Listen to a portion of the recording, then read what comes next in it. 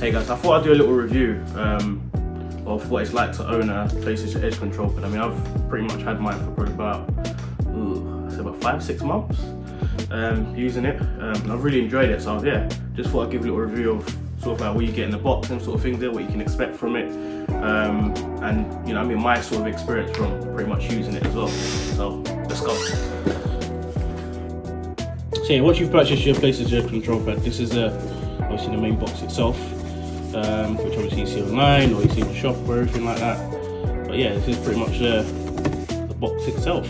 I've obviously already used one, like I mentioned before, so if I'm honest, the bits and bobs are not in this box, but I'm gonna go through each thing still. So yeah, once you've got this open, which to the side, you get another box inside, which is like this. It's a nice little clean white box with the PlayStation logo on it, right in the middle.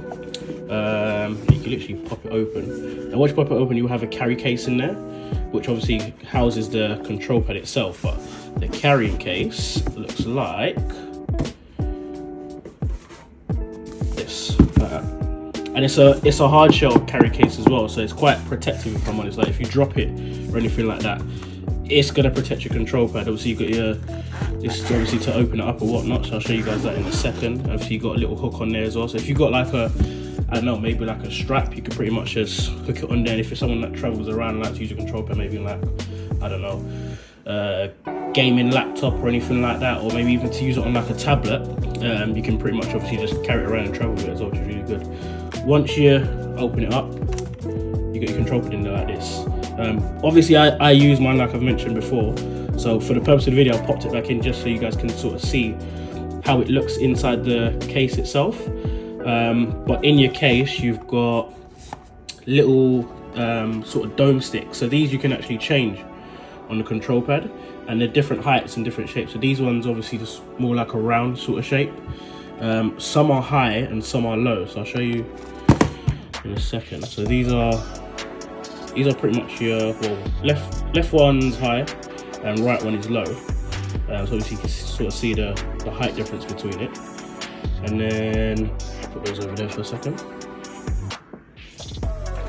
You've also got back paddles in there, like these. It focuses. And you also get two other back paddles in there, which I personally use. So you get these ones, which are the domed back paddles. So I'll take one off just to show you, which are like that. And personally, I prefer this. I find it more comfortable using the dome back paddles rather than the actual flat. So when I'm holding it, my fingers are just resting on there instead. You also get this clip here. So you get it like I think it's a 2 meter or 3 meter USB Type-C cable. But this clip here, once you've plugged the cable in, so I'll open this up for you for a second.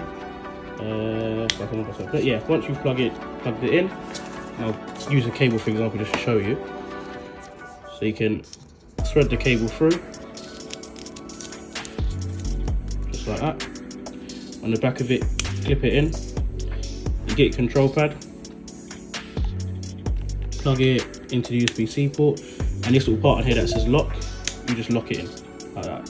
So if you're ever playing any games or anything like that, and let's say for example people are walking past, if you've got it like connected to your PlayStation, you're in a living room or anything like that, people are walking past, trip over the cable, it's not going to yank it out of your control pad. It's always locked in, like you can see. That's pretty locked in. And yeah, as well as the lock that you get in the case, you also get a, like I mentioned, a 2 meter / 3 meter cable, which is housed up in here. I use mine, so mine right now is connected to my PC, hence why it's not in the case. But yeah, that's pretty much everything you get in the control pad. Well, in the carrying case, sorry. The controller itself, which is just here, like I say, it's very similar to the original sort of DualSense controller that comes with the PlayStation 5. So mine's a bit dusty because I haven't used mine in a bit. But this is the original DualSense 5. But you can see it's been bumped up a bit, you know. It's had a bit of an upgrade on there. I prefer the look of the DualSense 5 because I mean, obviously you got your X, your circle, square, triangle, on the PlayStation control pad, but I like the black sort of finish that it's got, and obviously your directional button's black on there as well. A lot of people say they don't like the gloss on this center plate in the middle, but I think it's quite nice personally. I actually like the look of the gloss on there. I think it fits in quite well. So yeah, you got your standard buttons on there like you have on a normal PlayStation 5 control pad, and obviously on the back you get 2 additional buttons. Now some people that use, let's say, maybe like a Scuff or other control pads, I've heard even a couple of my friends, they've been complaining about it, saying the PlayStation 5 Edge control pad's not that great because it's only got 2 back buttons rather than 4.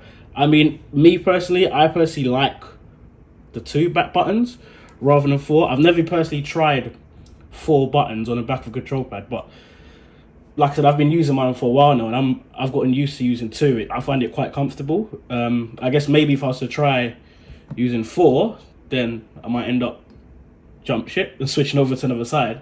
But for now, yeah, definitely the 2 feels very comfortable in the hands. Very comfortable in the hands.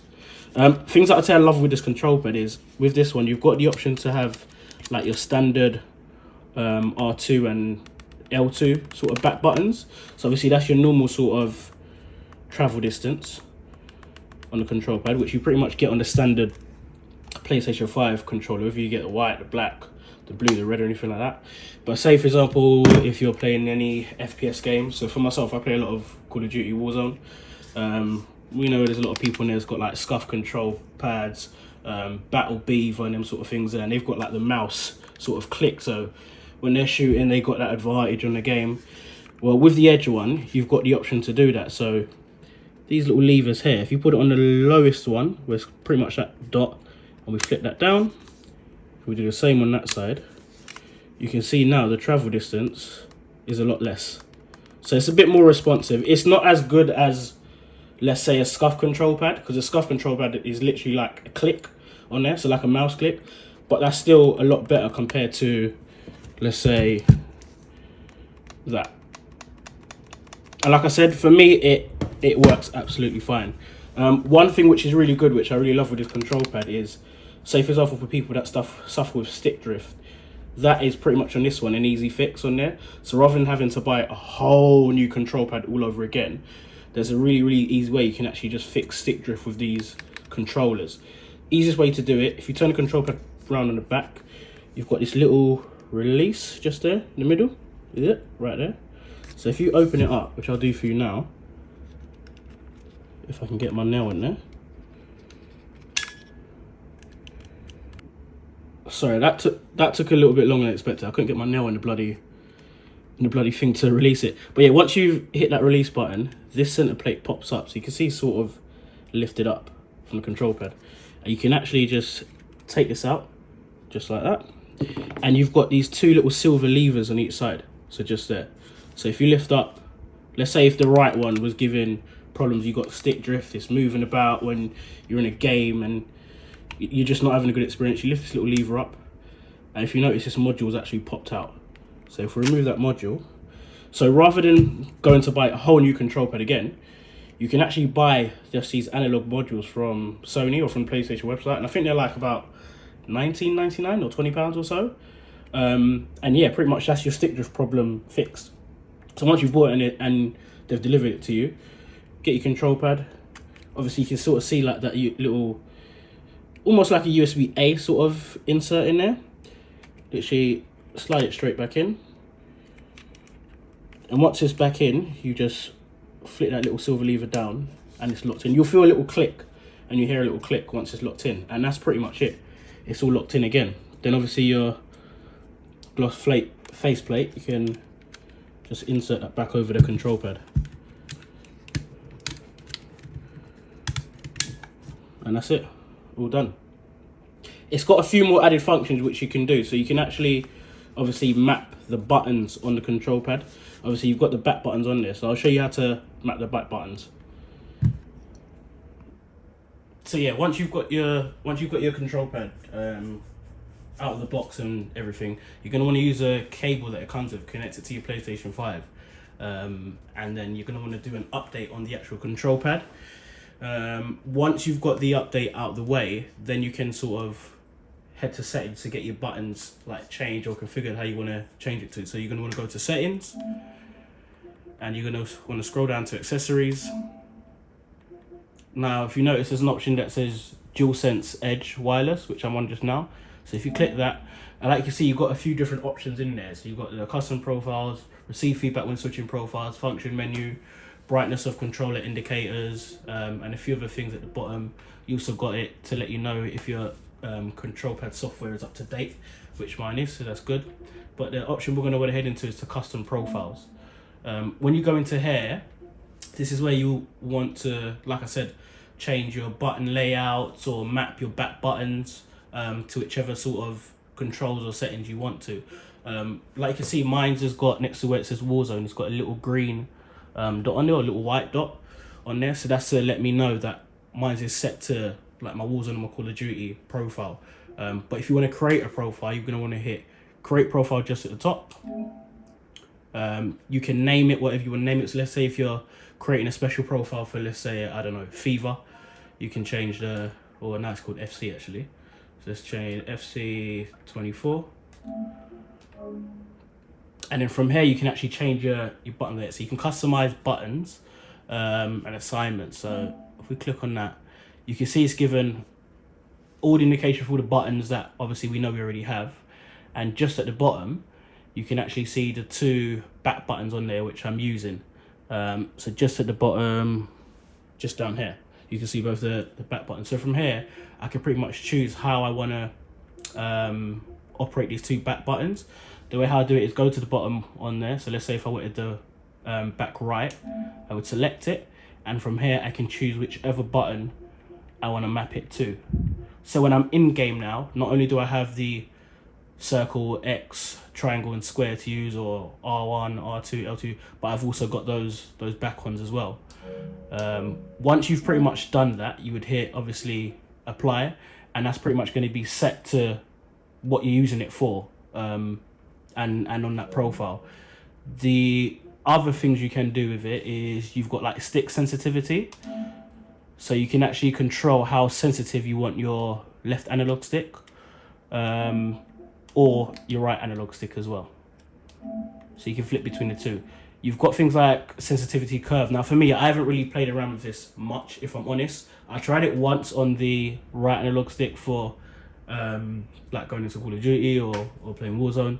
And I absolutely hated it. I couldn't stand it because it was flickering way too much for me and I couldn't control it. So I've just set them both back to default. But your options you've got in there, you've got default, you've got quick, you've got precise, you've got steady, you've got digital, and you've got dynamic as well. And then from there you can control your dead zone. So you can increase that all the way up to 30% or all the way down to 0, which it comes on as standard. You've got dead zone triggers for the back buttons. So if you want it to have like 0 to no response, I mean, one that I pretty much use for, like I said, playing shooting games or whatnot is, if you notice, if I click the back button now on L2, you can see on screen that's how much travel distance it was. But if I want it to have instant, like let's say I want it to have like a mouse click, I would click on that option there where it says 100, and I'm going to bring that all the way down to, I think lowest is 1 like that. So you notice it's a lot smaller now compared to the right side. So if I click L2 again,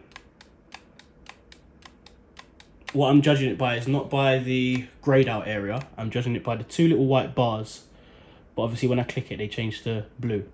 So that's how quick of a response it will have now in game when I click L2.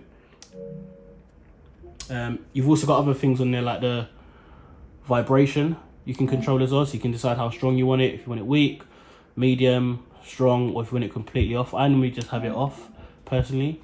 And then you've also got obviously your trigger effect as well in game. Again, you've got off, you've got weak, you've got medium, and you've got strong. That is pretty much how you create like a profile for it. When you want to assign a profile to the control pad, I'll actually show you in a minute literally how to just assign a profile to the control pad. The good thing is with assigning a profile on it also as well is you don't actually have to keep coming back to this main screen menu. You can actually just assign a profile while you're in game as well, which is really good. So you can just pause the game or whatnot, or if you've got a second in the game, you can just assign a profile without having to come out of the game, go into settings, go into the menu, select a profile which you see on screen there. That would just take absolutely far too long. But yeah, let me show you guys how to do that. Right, so assigning your profile on the control pad, and I'll show you now quickly. On the control pad, you've got these two buttons just here, so 1 and 2. If I turn it like that, you might be able to see it a bit better. And both of them say FN on each one. Now, if you notice, whereas the control pad says FN on both of them, on screen, where I've got default profile and Warzone, there's also FN and then plus one of the other buttons on the control pad. So FN plus triangle, FN plus circle, for example. So at the moment, mine is on FN plus circle, which is, like you can see, set to my Call of Duty Warzone profile. But if I wanted to just go back to a default profile, I would select the FN button and triangle. And now you can see it's actually selected the FN and triangle option, which is just at the top there. So then that would be my standard default control pad settings, which is going to be a standard default control pad settings, let's say for your original PlayStation control pad or PlayStation 5 control pad, like that. And that's pretty much how you change your profile. Like I said, that's not something you've got to come out of the game to do. If you're playing whichever game you're having fun with and enjoying yourself, and let's say you've booted it up, someone else is using the control pad and accidentally had the buttons configured to something else, you can just switch it to your profile in game without having to quit the game, go into settings and having to restart everything back up again.